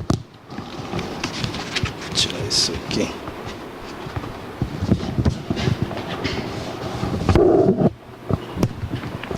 Então, a escolha de quem realizará determinada atividade, né, da cadeia de suprimentos, como produção, armazenamento, transporte ou gestão de informação, essas decisões determinam quais funções uma empresa realiza e quais ela terceiriza, tá certo? Citar o exemplo aqui, por exemplo, é ótimo.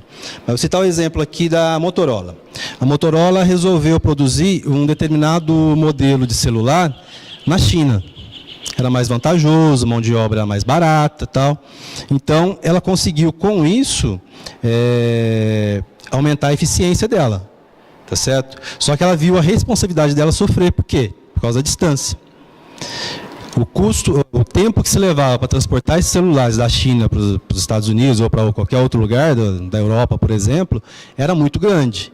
Aí eles tiveram que fazer o quê? Tiveram que achar uma solução e resolveram investir em transporte. Então, ao invés desses celulares saírem de lá de navio, começou a transportar isso de avião. Tá? Então, foi a forma que eles acharam para poder melhorar, no caso, a sua responsividade. Tá certo? Um outro exemplo aqui de sourcing é a Zara. A Zara, ela terceiriza ou contrata conforme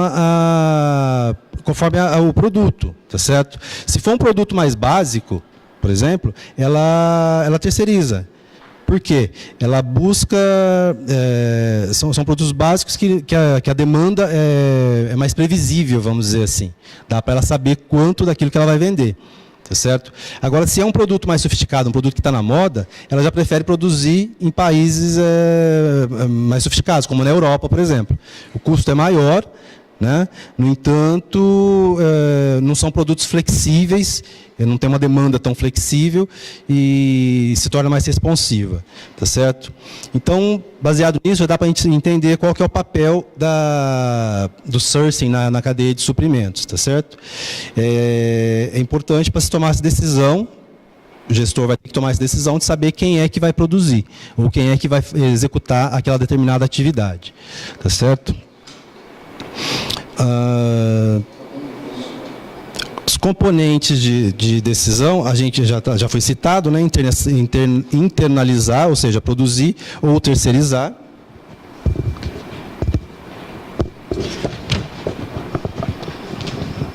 Tem também a seleção de fornecedor, né? Que é muito importante. Você tem que, por exemplo, você tem que identificar quais os critérios que você vai analisar no seu fornecedor. Tá certo? Quais são os critérios, quais são o número de fornecedores que você vai contratar. Porque na hora que você precisar, você vai decidir se você vai terceirizar, por exemplo, você tem que saber qual deles vai te atender melhor. Qual deles vai ter um prazo melhor para te atender. E também outra coisa importante é você analisar, na hora que você vai contratar ou não, se aquilo que você vai contratar, se aquela atividade, se você executar, ela vai te dar um retorno, se você terceirizar, ela vai te dar um retorno maior do que você executando. Então é muito importante isso, não é só simplesmente delegar a função, vamos dizer assim, tá? Então, o gestor ele tem que estruturar, né, no caso aqui da aquisição, ele vai ter que estruturar a aquisição com o objetivo de aumentar o excedente da cadeia da cadeia de suprimentos. Então, o objetivo é sempre isso, sempre aumentar o excedente, tá certo? As métricas. Então, dias pendentes de contas a pagar. Por exemplo, eu contratei eu adquiri uma matéria-prima, por exemplo. Então, qual prazo que eu tenho para pagar isso? Eu tenho que analisar o prazo que eu tenho para pagar e ver qual o tempo que eu vou ter também para passar isso para frente. Vamos dizer, não adianta eu comprar uma mercadoria com prazo muito curto para pagar, se eu não vou conseguir vender a tempo de poder cumprir com aquele meu compromisso também. Então, eu tenho que analisar os dias pendentes de contas a pagar. Preço médio da compra, eu vou ter que analisar também quanto é que eu comprei, quanto é que eu comprei agora, eu comprei daqui a um mês, eu comprei de novo. Quanto que eu estou pagando? Qual que foi a média? Tá igual, não está? Por que que não está? A faixa de preço da compra, basicamente a mesma coisa.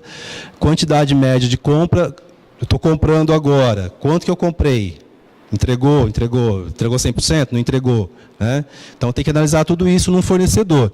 A quantidade média, a qualidade do fornecimento, tudo isso tem que ser analisado. O tempo de execução desse fornecimento, se ele está cumprindo com o prazo que foi estipulado ou não está, tá certo? E se ele tem também capacidade de me entregar um percentual de imediato, que eu posso precisar de um percentual que eu não posso esperar. De repente, surgiu uma demanda muito grande aí que não estava prevista, qual que é o prazo que ele pode me entregar de imediato? Então, tudo isso tem que ser analisado para eu poder estipular o meu fornecedor, para eu poder contratar esse fornecedor. E também, analisando todos esses fatores, a gente chega na confiabilidade do fornecedor. Tá certo? Vou passar aqui para a Flávia.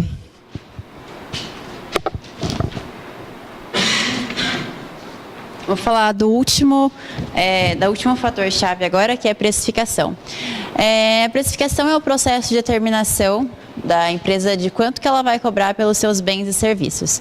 Isso vai afetar quais segmentos de clientes que ela vai atingir, qual é o perfil de demanda e vai afetar a cadeia de suprimentos em termos de qual o nível de responsividade necessário.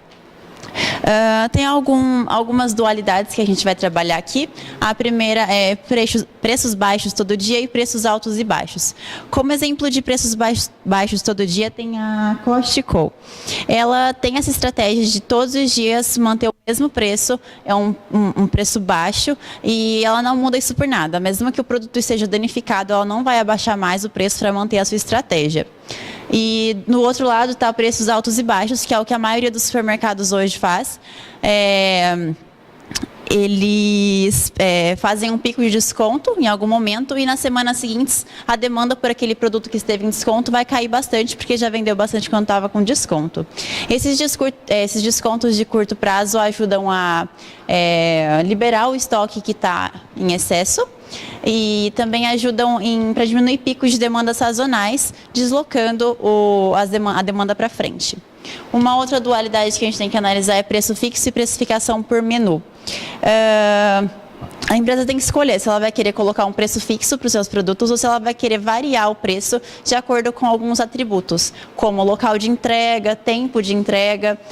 Isso vai, quando ela consegue fazer essa precificação por menu, ela acaba atingindo uma gama maior de consumidores, de tipos de consumidores, né, segmentos de clientes. No entanto, ela tem que trabalhar também a sua cadeia de suprimentos para que ela consiga responder a todos esses níveis diferentes de pedidos. Um exemplo clássico disso são as lojas de livros online, né? Então, a Amazon. Foi feita uma análise em janeiro de 2014. Numa compra de 2 livros no valor de $40, existia várias opções de entrega. A primeira delas, a entrega gratuita, que era de 5 a 8 dias úteis, e também a entrega de 3 a 5 dias úteis, que custava $5. Essas duas entregas iam ser preferidas por aqueles clientes que valorizam baixo custo. E tinha também a entrega em 1 dia útil, que custava $25, um valor bem acima, mas que ia atender aquele cliente que preferia a responsividade rápida da empresa.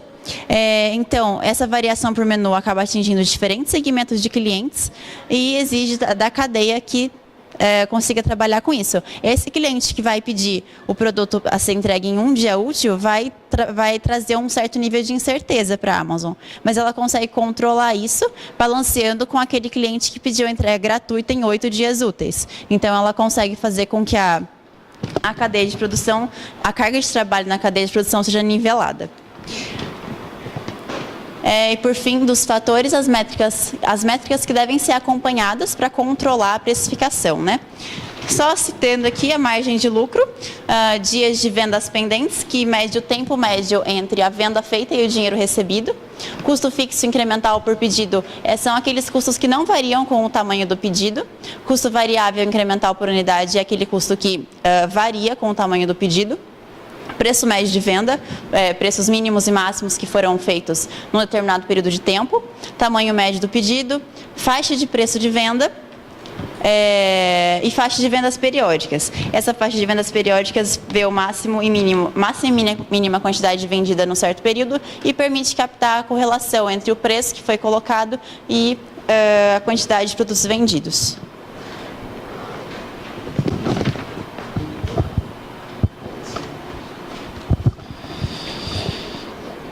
Então, só para finalizar aqui, pessoal, eu gostaria de mostrar para vocês um modelo de estruturação para a estruturação dos fatores-chave, modelo de tomada de decisão em cadeia de suprimentos. Tá? Um exemplo que a gente achou muito interessante, que é mencionado no livro, é o do Walmart, que já foi citado aqui pelo grupo anterior, pelo professor também. O Walmart, para vocês terem ideia, eles têm 11 mil lojas ao redor do mundo todo, estão em 27 países, com 55 nomes diferentes. Tá? No Brasil são 53 lojas, basicamente com o nome Walmart e Bom Preço lá no Nordeste. Tá certo? Ela é americana e está presente em todos os 50 estados lá dos Estados Unidos. A estratégia dele, a estratégia competitiva, é ser um varejista de baixo custo, confiável para a grande variedade de bens de consumo em massa. Eles adotaram um sistema que chama cross-docking, certo? Que eles atuam basicamente sem muito estoque, certo? Eles procuraram restringir as instalações deles, diminuindo o seu centro de distribuição. Então, para eles, por exemplo, para montar uma loja, só justifica se tiver um centro de distribuição por perto que possa atender aquela loja e que, consequentemente, já está atendendo outras lojas ali por perto. Tá certo? O transporte deles, eles têm um transporte próprio, eles optaram por ter o transporte próprio, ao invés de terceirizar. Então, eles transportam a própria mercadoria, eles, através da informação, eles já sabem quanto tempo que o fornecedor vai levar para entregar o pedido, então eles já vão buscar direto no fornecedor e já entregam direto na loja. Tá? Se passa pelo centro de distribuição, é só simplesmente para trocar de caminhão, alguma coisa assim. Às vezes de um caminhão muito grande para um menor, para entrar dentro da cidade, alguma coisa assim, tá certo? Então, com isso, eles conseguiram reduzir extremamente o estoque deles e também as suas instalações. Fizeram que a cadeia deles ficasse muito mais responsiva, vamos dizer assim, tá? Então, o sourcing deles, praticamente eles não terceirizam, eles executam tudo, basicamente, as suas funções, e trabalham com o fator-chave preço, né? Preço baixo todo dia, que já foi falado pela Flávia, inclusive, né? Que isso garante que a demanda do cliente não flutue com a variação de preço. Então, eles procuram manter aquele preço todo dia, aquele preço sempre baixo. Então, a demanda do cliente dele também não oscila. Tá certo? Basicamente é isso. Se tiverem perguntas...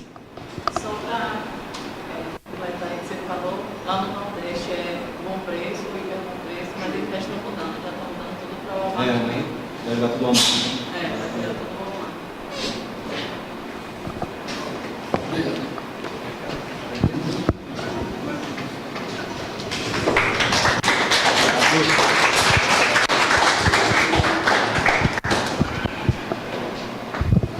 Também?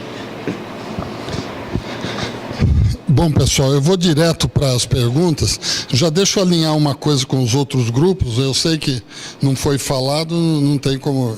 se a gente levar muito tempo nas apresentações, a aula fica até bastante tarde, tá?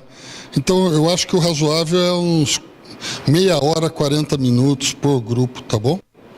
E eu sei que foi 2 grupos agora, né? Então complica um pouco a nossa vida. Vamos tentar agilizar aí as questões. Eu acho que agora para de transmitir, não é isso?